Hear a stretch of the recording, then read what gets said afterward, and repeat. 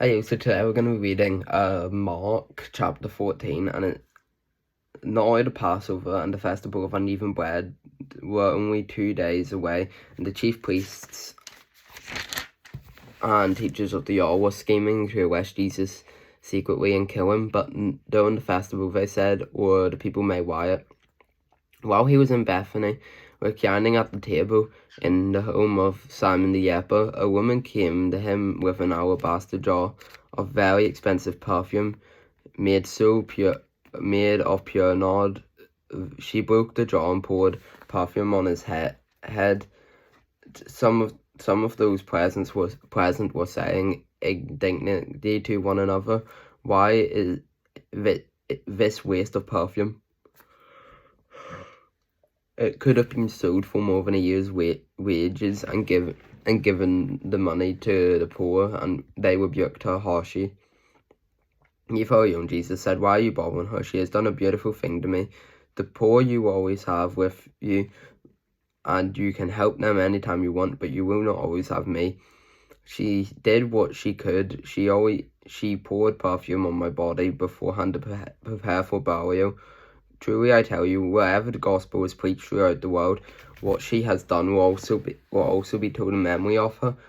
Then Judas Iscariot, one of the 12, went to the chief priests to betray Jesus to them. They were delighted to hear this and promised to give him money, so he watched for an opportunity to hand him over. On the last day of the festival of unleavened bread, when it was customary to sacrifice Passover yams, Jesus' disciples asked him, Where do you want to go and make preparations for you to eat the Passover?" He sent 2 of his disciples, telling them, "Go into the city and a man carrying a jar of water will meet you. Follow him and say to the owner of the house."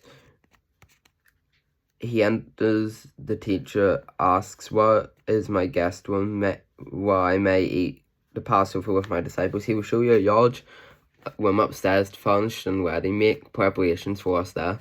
The disciples went and went into the city and found things just as Jesus told them. So they prepared the Passover.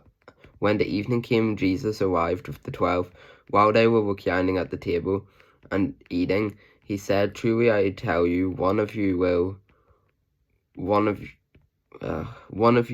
betray me, one who is eating with me."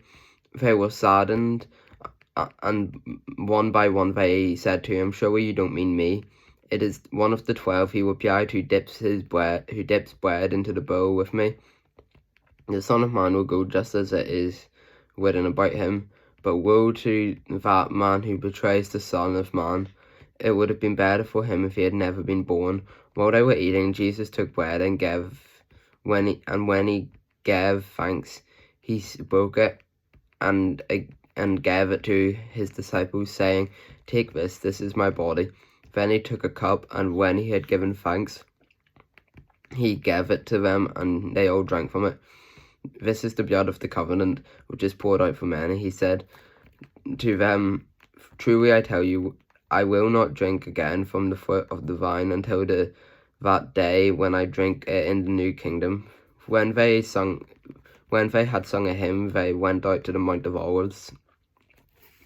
"You will all fall away," Jesus told them, "for it is written, I will strike the shepherd, and the sheep will be scattered. But after I have risen, I will go ahead of you into Galilee." Peter declared, "Even if all fall away, I will not." "Truly I tell you," Jesus answered, "today, yes, tonight, before the cock crows twice, you will disown me 3 times.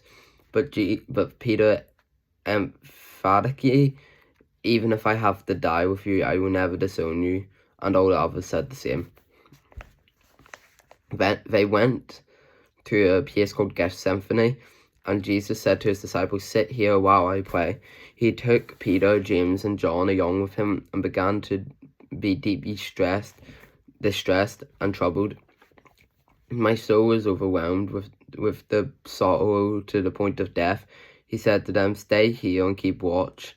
Going a little further, he fell to the ground and prayed that if it possible, the hour might pass for him. The hour might pass from him. Abba, Father, he said, everything is possible for you. Take this cup from me, yet not what I want, but what you will. Then he returned to his disciples and found them sleeping. Simon, he said to Peter, are you asleep? Couldn't you keep watch for 1 hour, and watch and pray, so that you will not fall into temptation? The spirit is willing, but the flesh is weak. Once more he went away and prayed the same thing, and when he came back, he again found them sleeping, because of their eyes were heavy. They did not know what to say to him. Returning the third time, he said to them, are you still sleeping and resting enough? The hour has come. Look, the Son of Man will be delivered into the hands of sinners. Rise, let us go. Here comes my betrayer. Just as he was speaking, Judas, one of the 12, appeared with him, and a crowd with armed swords and clubs, sent from the chief priests and teachers of the law and elders. Now the betrayer had arranged a signal with them. The one-eyed kiss is the man to arrest and lead him away under guard. Going at once, Judas said, Rabbi, and kissed him. The men seized him and arrested him. Then the one of those standing near drew his sword and struck the servant of the high priest, cutting off his ear. Am I eating a rebellion, said Jesus, that you have come out with swords and clubs to capture me? Every day I was teaching with you in the temple courts, and you did not arrest me.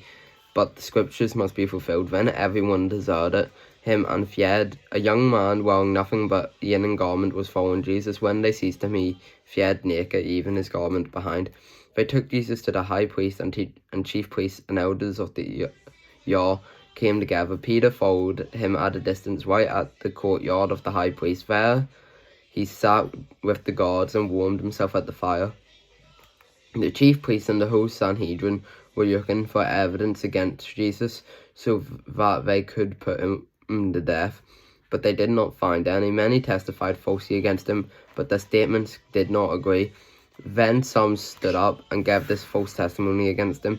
We have heard him say, I will destroy the temple made with human hands, and in 3 days build another not made with human hands. Yet even in their testimony did not agree. Then the high priest stood up before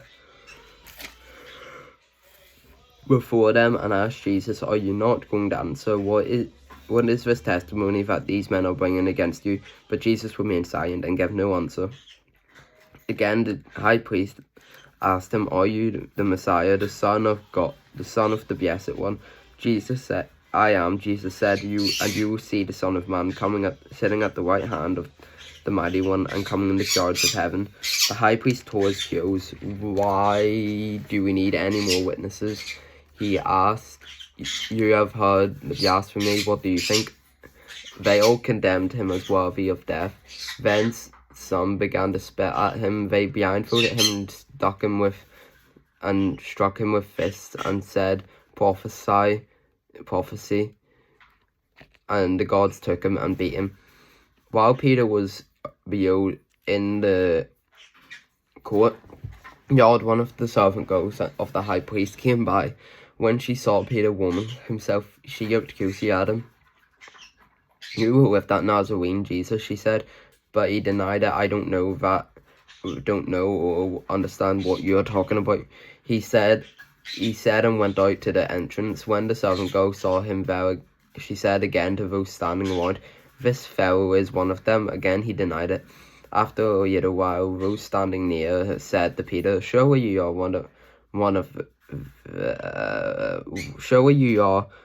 of them, you are Galilean. He began to call down curses and swore to them, I do not know this man you're talking about. Immediately the cock crowed the second time. Peter remembered what the word Jesus had spoken to him. Before the cock crows twice, you will disown me 3 times.